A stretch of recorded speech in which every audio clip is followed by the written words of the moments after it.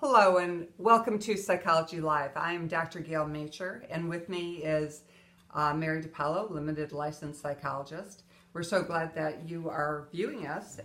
We want to tell you that we'd love to hear from you. We've been getting comments through YouTube, which is wonderful because we want to know what's going on and who's listening. And also on YouTube, after you do listen, if you could subscribe, that would be a wonderful thing. But we do have another good venue. Well, we have lots of good venues that we go all around the Metro Detroit area.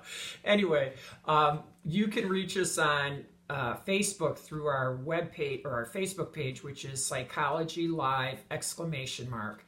And we upload these videos to that Facebook page. So if you miss us on YouTube, you can watch us through that Facebook page. Yes, and like us on it. Always like us. Don't say anything mean, okay? If you can't say anything nice, don't say anything at all. So today we're talking about baby boomers and their adult children. This is a big topic. It's a topic that we deal with all the time in therapy. We deal with it personally with our own adult children. And so we felt like it needed to be addressed. Plus, there was a Wall Street Journal article just last week about this very issue. Why are there so many boomers having difficult, estranged, and or complicated relationships with their adult children? You know what? It was actually the Washington Post. I said the wrong newspaper last night. Okay, well, it was the W paper. Anyway, it's a really good article. Yeah. So I want to start by telling you a theory I came up with a long time ago about the baby boomers. Most of us were raised by parents who had gone through the Great Depression. They knew what it was like to go hungry and to go without. So the most important thing to them when it came to raising us was a roof over our head, food on the table. That's what they were all about. They weren't about touchy-feely. They weren't coddling our emotions. They wanted to make sure that we were fed and we had somewhere to live. That's what was important to them. We needed clothes too, though. And clothes. Yeah, lots of clothes. These are called the basic needs on Maslow's hierarchy of needs: food, shelter, clothing. That's right. So that's what they did for us, and God bless them, because that was a wonderful thing. But somewhere internally within, I would say the majority of us, we did not get what we needed emotionally. So when we turned around and had children, we ended up being overly concerned about our children's feelings. It's like we were overcompensating for what we didn't get and we wanted. So we became very concerned about our kids' feelings. If they were hurt, if they were angry, if they were anything, we wanted to make it better. If someone was picking on them, we wanted to be involved. We were overly concerned about their emotions. So then they grow up, and now they're in adulthood, 30s, 40s, and in turn, they're not turning around and having a great deal of empathy and compassion towards us, which has been very confusing for the baby boom group. It's like, wait a minute, our parents didn't really care that much about our feelings. Now we have children who don't. Well, a large part of it is the way we raised them. We didn't raise them to think about our feelings. We were very busy worrying about their feelings.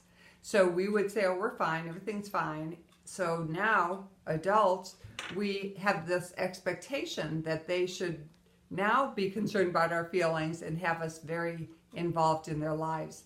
And for many of us, it's just not happening. Mm-hmm. That the dynamics of raising them the way we did does not equate to having this relationship where they're thinking, oh, there's a holiday, what's mom and dad doing? Oh, it's Sunday, we should have dinner together every Sunday. Those kind of things just aren't going on. I agree. That's a great theory, and it's so true. I happen to have just started reading a book by Dr. Keith Ablow about Scott Peterson's history. And Scott Peterson was raised by, the front end of the baby boomer generation. And when you mentioned about how, they were most concerned about, the feeding and the clothing and the shelter, it was interesting because whereas that went on for many baby boomers, it's ironic that in Peterson's family, his mother and father behaved much like you were talking about, where he was their golden boy because, oh my gosh, the complicated history there. She gave birth to and adopted out 2 children before she had her next child. And then by the time she met Scott's dad and had Scott, he was the golden child of her family, being the fourth child born, but the only one she lived with. And one of the problems with the golden children is that they are given way too much emotionally. So they don't develop a healthy sense of empathy towards other people. What they develop is like an object love for people, where they love people as objects to fulfill them. Mm-hmm. They're not concerned about the emotions of the people because people are just objects. Right. That's one of the big problems with spoiling children, is they lose that. It's like the empathy chip is missing. Mm-hmm. And that's what so many baby boomers are complaining about. They feel like there's this lack of empathy towards them from their children. Mm-hmm. Okay, so what do we do about that? We have these expectations up in our head where, gee, we would like to have dinner every Sunday, or when it comes to a holiday, don't we all get together and, fill in the blank. And really, what I've learned, and I've learned with working with so many people, is you have to take those expectations or the shoulds, throw them out the window, because it just doesn't work. Mm-hmm. Instead, you have to come back to what is and have an acceptance of the relationship the way that it is and find the good in it. Right. That's so true, because the higher your expectations, the greater will be your disappointments when they're not met.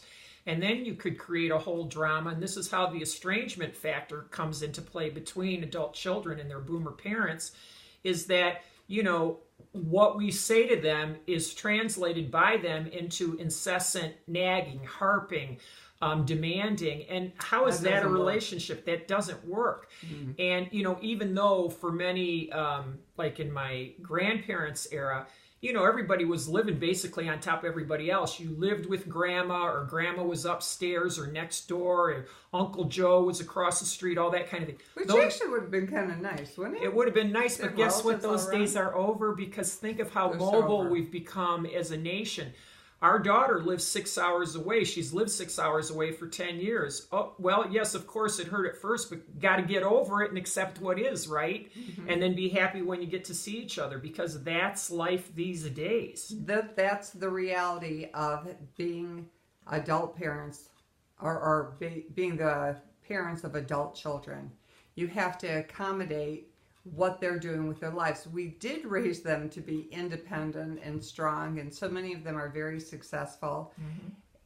Consequently, they're not living next door to us. Right. They're not wanting to be with us all the time. And to tell you the truth, if my daughter was like, oh yeah, let's be best friends, let's hang out, I'd be like, what up with that? Like, then you're concerned, like, how come you ain't got no other friends except me? Forget it. Like, we all need to have our social relationships with our peer group. And I've treated many young, middle-aged, older woman that says to me, my mom was my best friend. That's cool, but at what price? Yeah, parents really can't be best friends.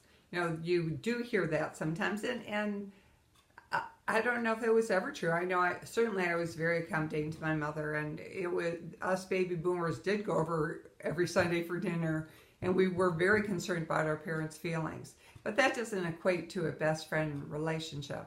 The parents are the parents. That's the way it is. You're not part of the inner circle.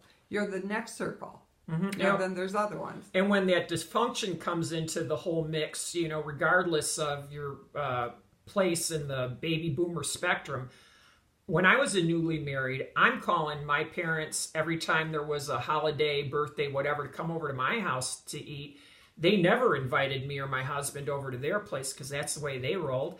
And, I was disappointed too, because I would have liked to have had a better relationship, but they just weren't interested. So this thing can run both ways. My mother used to make a Sunday dinner every Sunday, and we were expected to be there. Of course, I have two sisters. They got the heck out of Dodge and moved to California, to Oregon. So I'm the one who would show up every Sunday. And you know what? I didn't always want to show up every Sunday, but it's just the way it was. Right. Because we were concerned about our parents, very overly concerned about our parents' feelings. And I think just by being truthful with each other about how you're feeling about whatever it is, aspect of your relationship, is fine. That's a key. Understanding. When you understand one another, then you're building a bridge there in your intimacy so that you can have authentic intimacy, understand one another, and negotiate and compromise mutually satisfying outcomes. And we're going to pick up on that very point because the time's out. But thank you so much for watching. So the next show will continue on adult children. Bye-bye.